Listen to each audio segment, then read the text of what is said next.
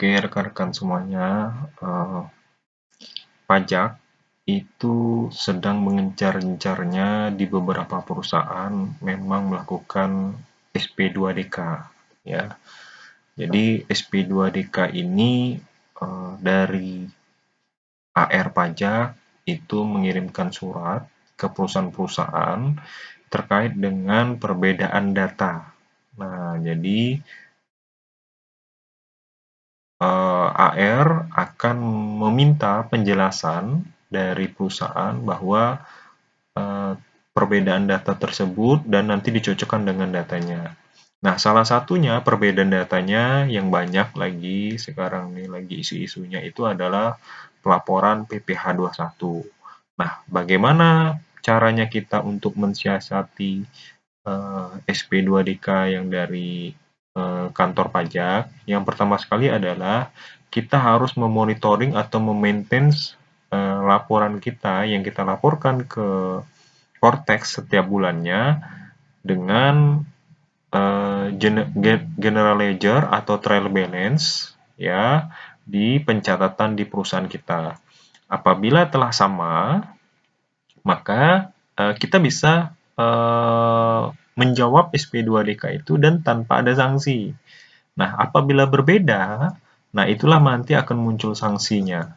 Nah, sekarang bagaimana nih caranya untuk PPh 21 tadi memonitoringnya? Ya tadi, pertama sekali kita download dulu atau lihat dulu general ledger atau trial balance ya atau neraca saldo terkait dengan beban yang kita keluarkan terhadap dengan beban tenaga kerja. Contohnya di sini beban tenaga kerja itu kan kadang ada rinciannya ya, ada gaji pokok, ada tunjangan, tunjangannya pun banyak ya. Ada lembur, ada THR, ada bonus, ada BPJS, kesehatan, tenaga kerjaan gitu. Nah, ini yang totalnya harus sama per bulan yang kita laporkan di pajak. Nah, sarannya sama gimana? Kan kita ngelapornya per orang. Nah, ya kita harus menjumlahkan satu-satu. Berapa sih gaji pokok dari misalnya kita punya 100 orang, ya kita jumlahkan 100 orang itu. Gaji pokoknya sama atau enggak, tunjangannya sama atau enggak. Ya, nanti sudah sama. Nah, setiap bulan kita misalnya kita pantaunya sama. Nah, nanti kita pantau secara tahunan. Ya, secara tahunan nantinya. Ya, secara tahunan. Ya, secara tahunan nanti rekan-rekan bisa pantau. Ya, rekan-rekan bisa pantau nah di rumus atau aplikasi yang membantu ini, aplikasi sederhana ya. Nah, jadi apabila kita menginput per bulan, misalnya contoh di bulan November, ya gaji pokok di sini 40 juta atau misalnya ada tunjangan pangan, itu otomatis di rincian ini nanti per bulan di bulan November ya, udah otomatis nanti langsung menjumlahkan sendiri. Seberapa banyaknya karyawan, misalnya ada 100 orang, gaji pokok nanti menjumlahkan sendiri. Jadi kita jangan khawatir kalau misalnya terima SP2DK, nanti kita menjawab aja, udah sesuai loh dengan general ledger. Jadi saya ulangi lagi, data yang kita sampaikan ke pajak itu nanti berhubungan dengan data yang kita laporkan, data yang terkait dengan PPh 21 yang kita laporkan per bulan itu nanti berhubungan dengan data yang dilaporkan PPh 25, PPh badan ya. Nah, atau PPh tahunan ya, itu udah harus sinkron. Kalau misalnya terjadi perbedaan secara total, ya misalnya totalnya 1,4 M di data PPh badan ya, itu nanti kalau nggak sinkron itulah muncul nanti SP2DK. Ya, jadi ingat sekali kita harus sinkron. Ya, jadi cara mensinkronnya ini kita tetap menginputkannya per bulan, ya per bulan kita inputkan dari Januari, ya dari Januari, Februari kita inputkan per bulan, nanti otomatis kita langsung mau monitoring per bulan apakah sama atau enggak ya. Nah, tapi ingat ya rekan-rekan, di dalam peraturan Menteri Keuangan itu BPJS. Nah, jadi saya jelasin di sini. Contoh, BPJS itu kan ada kesehatan, ada ketenagakerjaan. Yang menjadi penambah bruto dalam perhitungan pajak hanya kesehatan, untuk BPJS Kesehatan yang ditanggung perusahaan ya. Terus yang ketenagakerjaan kan ada 4 tuh sebenarnya. Ada kecelakaan kerja, ada kematian, ada tunjangan hari tua, ada pensiun.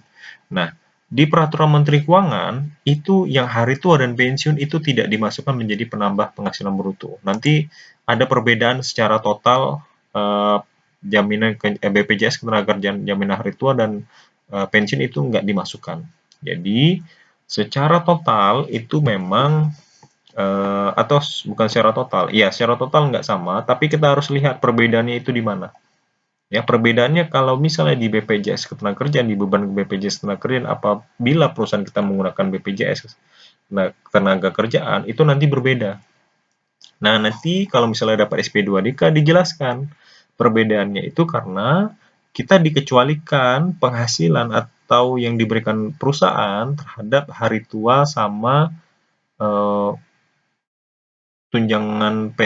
hari tua dan jaminan pensiun ya. Nah, itu dikecualikan terhadap dua. Tapi kalau jaminan kecelakaan kerja dan kematian itu menjadi penambah penghasilan bruto kita. Ya, jadi walaupun BPJS itu ada 4, tapi yang dimasukkan jadi penambah penghasilan bruto hanya ini. Jadi ada perbedaan sedikit, tapi kita bisa menjelaskan sesuai dengan peraturan Menteri Keuangan. Ya, nanti saya share juga di link di deskripsi peraturan Menteri Keuangan berapa. Nanti bisa rekan-rekan lihat. Ya, jadi dia nggak sama. Ya, nah, jadi ini bisa aplikasi ini bisa langsung menjumlahkan ya. Nanti disesuaikan dengan pelaporan BPJS Ketenagakerjaan kita kan ada rincian tuh, kecelakaan kerja berapa, kematian berapa, hari tua berapa, pensiun berapa. Nah, nanti kita cocokkan aja. Nah, jadi kita untuk menghindari atau untuk menjawab nanti SP2DK itu teman rekan-rekan nanti tinggal mencocokkan aja ya. Nah, kalau misalnya dapat THR di bulan Maret, otomatis dia langsung ngisi sendiri nanti di sini. Kalau misalnya dapat bonus, misalnya di bulan April nanti mengisi sendiri. Ngisinya di mana? Kita biasa ngisi, misalnya penghasilan di bulan Januari, punya eh, gaji pokok, pangan, transport, tinggal diisi. Februari nanti diisi. Ya, nanti otomatis langsung masuk nanti di sini. Jadi rekan-rekan tinggal mengmonitoring aja. Ya, mengecek aja apakah sudah yang diinputkan sudah benar atau enggak. Secara total berapa, nanti secara tahunan ini harus sama dengan di PPh pasal 25, kecuali BPJS Ketenagakerjaan yang khusus jaminan hari tua dan jaminan pensiun. Ya, apabila udah sama dikecualikan dari itu, udah rekan-rekan udah nggak takut lagi, nggak khawatir lagi kalau misalnya ada SP2DK tentang PP21. Karena ini banyak terjadi di beberapa perusahaan itu udah di SP2DK dan ternyata terjadi ketidakcocokan terhadap data yang dilaporkan di PP21 di Kortek dengan yang dilaporkan di PPh Badan ya. Nah, itu nanti selisihnya nanti bisa jadi kurang bayar dan plus nanti dendanya ya. Jadi aplikasi ini nanti udah langsung otomatis kalian rekan-rekan tinggal memonitoring aja. Oke, cukup sekian dan terima kasih.